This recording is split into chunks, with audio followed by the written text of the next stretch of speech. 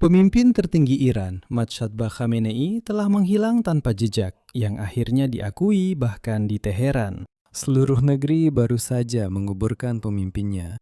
6 hari berkabung, jutaan orang di jalan-jalan Teheran.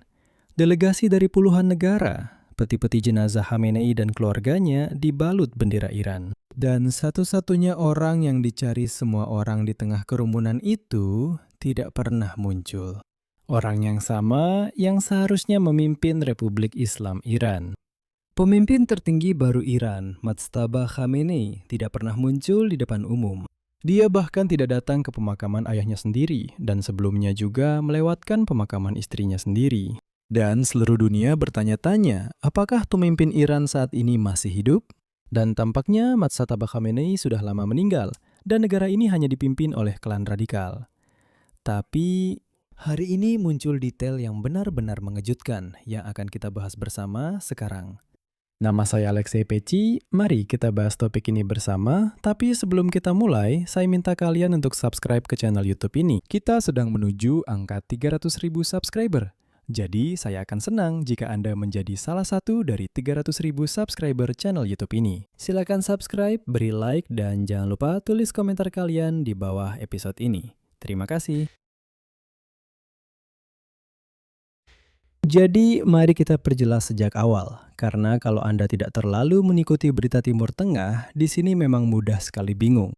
Pemimpin tertinggi sebelumnya, Ayatollah Ali Khamenei, secara resmi dan tak terbantahkan telah meninggal dunia. Dia tewas pada 28 Februari akibat serangan udara Israel di hari pertama perang.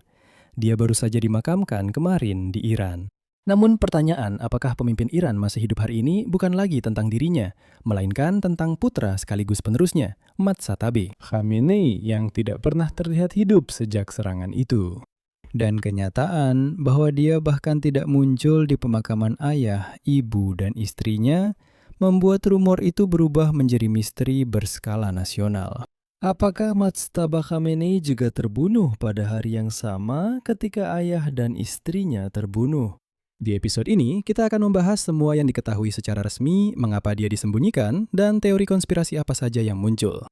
Mulai dari dugaan bahwa dia tidak mampu beraktivitas, hingga anggapan bahwa dia sebenarnya sudah lama tiada, dan yang ada hanyalah sosok karton atau klan tertentu yang menggantikannya. Singkatnya, semua teori konspirasi yang beredar di internet juga akan kita bahas di sini bersama-sama. Kita mulai dari fakta-faktanya. Mojtaba Khamenei belum pernah muncul di depan umum sejak 28 Februari. Sejak serangan udara Israel yang melukainya sendiri dan membunuh ayahnya, Ayatullah Ali Khamenei, pada hari pertama perang antara Israel, Amerika Serikat, dan Iran. Jadi, pemimpin tertinggi yang baru telah memperoleh kekuasaan tertinggi di negara itu. Tetapi sejak menjabat, ia tetap menjadi sosok yang tak terlihat. Bahkan tidak ada foto terbaru Mojtaba. Dia tidak pernah muncul di depan umum. Dia tidak muncul di video manapun. Dan bahkan tidak ada rekaman audio. Nah, sepertinya kalau dia takut akan balas dendam dari Israel, setidaknya dia bisa merekam pesan suara. Televisi Iran hanya membacakan pernyataan tertulis yang katanya ditulis oleh Mojtaba Khamenei. Namun, skala sebenarnya dari anomali ini menjadi jelas justru saat pemakaman ayahnya, Ali Khamenei. Sementara jutaan pelayat memenuhi jalanan, kerumunan menyerukan kepada pemimpin baru dan meneriakkan sumpah kesetiaan. Kutipan, "Aku siap mengabdi padamu, Mojtaba." Itulah yang diteriakkan oleh kerumunan. Orang-orang datang untuk bersumpah setia kepada pemimpin baru, namun tidak ada siapapun yang bisa mereka ikrari kesetiaan kepadanya. Selama 6 hari penuh upacara berkabung di dua negara, di Iran dan Irak, pemimpin tertinggi baru Iran sama sekali tidak pernah muncul untuk memimpin kerumunan besar para pendukungnya. Dan dia bahkan tidak terlihat bersama saudara-saudaranya, Mustafa, Masud, dan Maisam, ketika mereka menurunkan jenazah ayah mereka ke liang lahat di kota Mashhad. Perhatikan detail penting ini. Saudara-saudaranya ada di sana. Seluruh pimpinan politik Iran hadir. Semua militer juga hadir. Pimpinan asing Iran hadir. Delegasi asing juga hadir. Hanya dia saja yang tidak hadir. Orang yang sekarang katanya memimpin negara itu. Apa yang dikatakan pihak berwenang Iran tentang hal ini? Alasan resmi tidak hadirnya Mojtaba Khamenei adalah karena takut akan percobaan pembunuhan.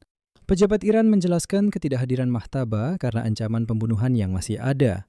Dan harus diakui, versi ini memang tidak tanpa alasan. Israel secara langsung mengancam Khamenei muda. Menteri Pertahanan Israel, Israel Katz, secara terbuka menyatakan bahwa pemimpin tertinggi baru, Majtaba Khamenei, kutipannya menjadi target pembunuhan. Dalam situasi seperti ini, setiap kemunculan di depan umum. Tidak, tentu saja itu adalah risiko. Dan seperti yang dijelaskan oleh Profesor Maxen Melani, penulis buku tentang konfrontasi antara Iran dan Amerika Serikat. Selanjutnya kutipannya, mengingat besarnya kegagalan intelijen Republik Islam selama perang, setiap kemunculan publik Majtaba dapat membuatnya menjadi sasaran para pembunuh. Nah, menurutnya, hal itu akan membahayakan proses transfer kekuasaan itu sendiri, serta kemampuan Teheran untuk bernegosiasi dengan Washington atau mengelola kendali baru. Logikanya memang kuat. Rezim baru saja kehilangan pemimpinnya akibat serangan udara Israel. Intelijen Iran dipermalukan karena gagal melindunginya. Dan tidak ada yang mau mempertaruhkan penerusnya, yaitu Majtaba Khamenei pada serangan yang sama. Itulah sebabnya dia disembunyikan secara resmi demi keamanan. Tapi justru inilah yang memunculkan teori konspirasi. Dan inilah bagian yang paling menarik. Karena ketidakhadiran pemimpin yang awalnya dimaksudkan sebagai perlindungan justru memberikan efek sebaliknya. Alih-alih menenangkan, hal itu justru memicu beredarnya berbagai rumor. Dan seperti yang dicatat oleh para pengamat, ketidakhadiran di pemakaman justru semakin menambah intrik, memunculkan pertanyaan-pertanyaan utama, mulai dari apakah benar Khamenei yang memimpin Iran, hingga seberapa parah luka-lukanya akibat serangan tersebut. Mari kita bahas teori-teori yang sudah beredar, mulai dari yang moderat hingga yang benar-benar liar. Teori pertama, Majtaba Khamenei terluka parah atau tidak mampu menjalankan tugas. Ini adalah versi yang paling umum. Ketidakhadiran Majtaba di upacara pemakaman bisa memperkuat keyakinan oposisi Iran bahwa dia tidak mampu menjalankan tugas.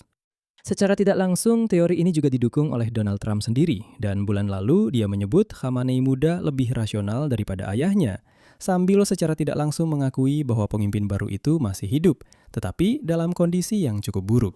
Pernyataan ini keluar dari mulut Presiden Amerika Serikat yang tentu saja memiliki akses ke intelijen. Itu sudah menjelaskan banyak hal.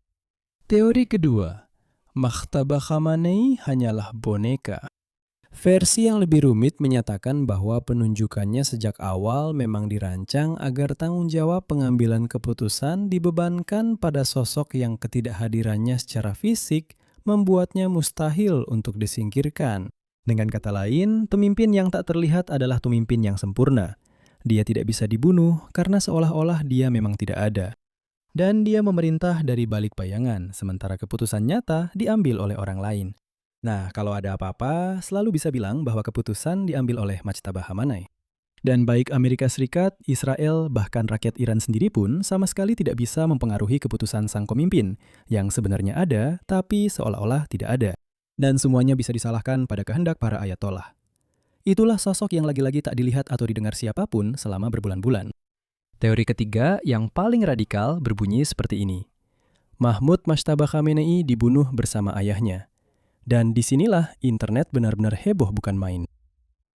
Gagasan tentang pemerintahan Khamenei dari balik bayangan membuat pemimpin tertinggi yang baru terbuka terhadap rumor bahwa dia sudah mati atau bahkan hanya sosok karton. Ngomong-ngomong, ini bukan lelucon atau candaan. Ingat nggak, di Teheran dulu benar-benar dipajang foto karton dirinya supaya orang-orang Iran datang dan bersumpah setia pada karton itu. Dan sekarang di media sosial Iran, orang-orang benar-benar bercanda bahwa sekarang mereka punya pemimpin dari karton, bukan pemimpin yang hidup. Nah, selama seminggu upacara untuk Ali Khamenei, di internet beredar video yang dihasilkan oleh kecerdasan buatan seolah-olah menunjukkan Majtaba Khamenei yang menyamar sebagai pria miskin dan berjalan di antara para pelayat di Teheran untuk mengucapkan selamat tinggal kepada ayahnya. Dan video palsu yang dibuat oleh kecerdasan buatan ini yang seolah-olah menunjukkan pemimpin hidup Majtaba Khamenei itu sendiri sudah menjadi gejala betapa dalamnya lubang hitam informasi di sekitarnya. Teori keempat, kudeta. Mungkin ini teori yang paling berbahaya secara politik. Beberapa saluran konservatif di dalam Republik Islam Iran menuduh mereka yang bernegosiasi dengan Barat telah melanggar perintah Majtaba Khamenei. Dan beberapa kelompok marginal bahkan menyiratkan bahwa para negosiator telah melakukan kudeta yang sebenarnya. Dan ini tidak hanya sekedar kata-kata. Tuduhan-tuduhan tersebut menyebabkan Menteri Luar Negeri Iran, Abbas Rakchi, dan Presiden Iran, Masoud Pezeshkian, benar-benar dilempari batu saat mereka berjalan dalam prosesi berkabung. Saya sudah pernah menceritakan hal ini. Sekali lagi, sayangnya saya tidak bisa menampilkan cuplikan ini di YouTube, tapi Anda bisa mencarinya sendiri jika benar-benar ingin melihatnya. Oh, itu terjadi 2 hari yang lalu, 8 Juli. Benar-benar, Rakchi dan Pezeshkian sedang berjalan dalam prosesi perpisahan, tiba-tiba mereka mulai diserang, dilempari batu, dan petugas keamanan berusaha menarik mereka keluar dari sana. Mereka dituduh telah mengkhianati Iran, mengkhianati Ayatollah, melakukan kudeta, bahkan mungkin membunuh Mahtabu. Dan singkatnya, sekarang mereka melakukan negosiasi di belakang layar, negosiasi dengan Barat.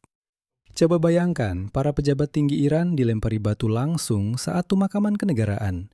Ini adalah tanda perpecahan di dalam rezim. Dan intinya adalah sebagian masyarakat Iran percaya bahwa justru Rakchi dan Pezeshkian yang menyingkirkan Mahtabu agar bisa melakukan negosiasi yang dianggap sebagai pengkhianatan dengan Amerika Serikat.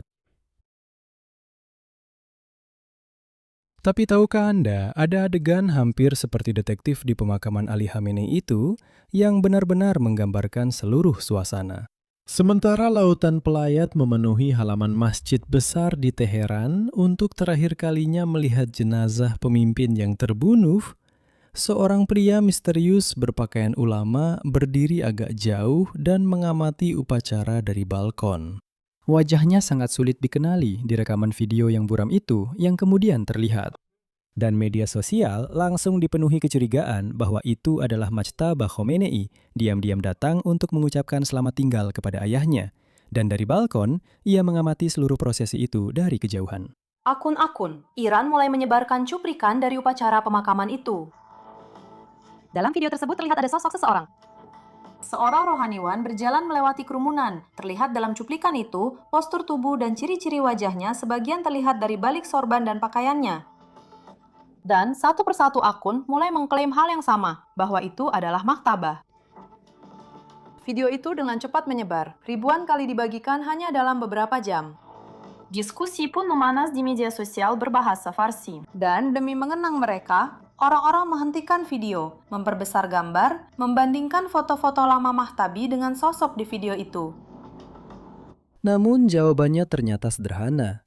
Ulama Iran, Riza Musafi Faiz, kemudian menyatakan bahwa orang dalam video itu adalah dirinya. Namun, fakta bahwa video itu menyebar ke seluruh dunia sudah menunjukkan banyak hal. Seperti yang telah dikatakan dengan tepat, banyak pendukung lebih fokus mencari tanda-tanda Mahtabah daripada pada upacara perpisahan besar untuk salah satu pemimpin paling berpengaruh dalam sejarah negara ini. Orang-orang mencari hantu yang masih hidup, bukannya meratapi pemimpin yang telah wafat.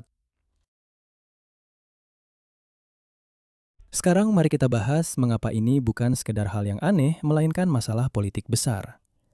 Ketidakhadiran seorang pemimpin berdampak pada negara di beberapa tingkat sekaligus.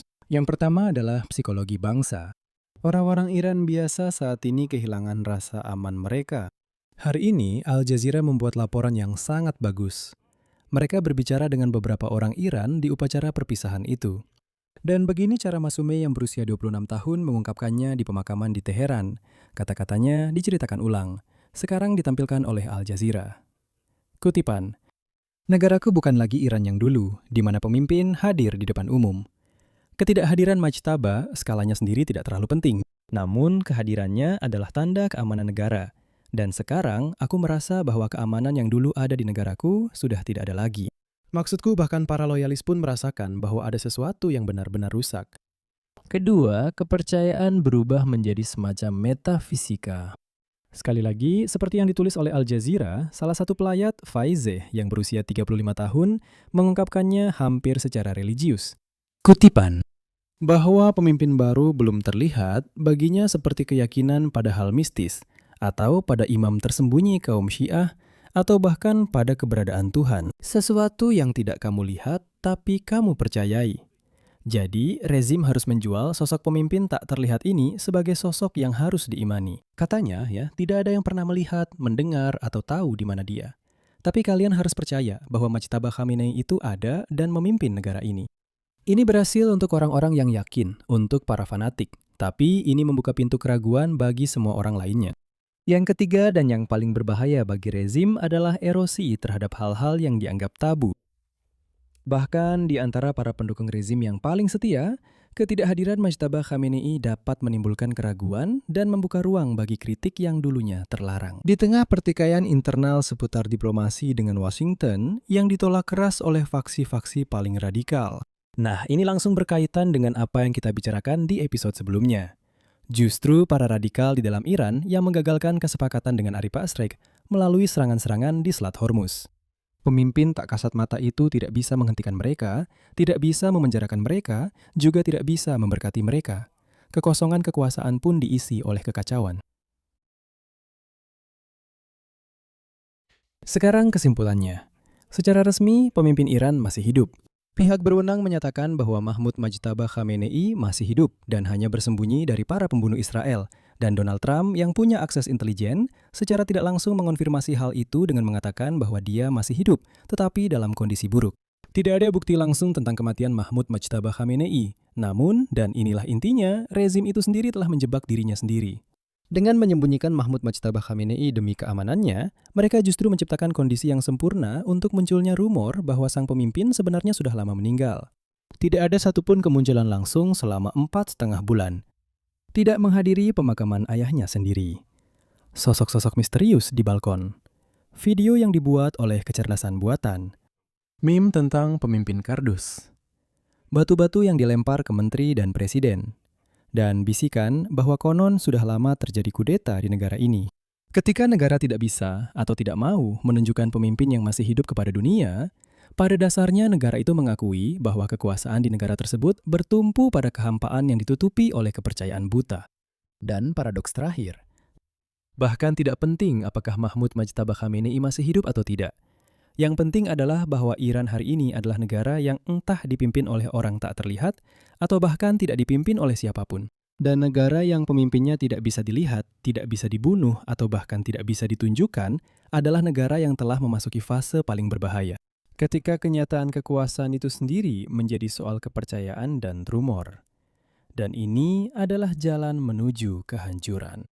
Di sini saya beri tanda titik-titik. Tulis pendapat dan kesimpulan Anda di kolom komentar di bawah episode ini. Jangan lupa untuk subscribe channel YouTube ini. Mari kita capai 300.000 subscriber. Saya akan sangat berterima kasih kepada Anda untuk itu. Dan jika Anda ingin mendukung kerja channel YouTube ini, Anda bisa melakukannya dengan donasi melalui tautan dan informasi rekening yang ada di deskripsi video ini. Saya akan sangat berterima kasih atas dukungan apapun dari Anda. Itu saja untuk sekarang, jaga diri Anda baik-baik, sampai jumpa semuanya.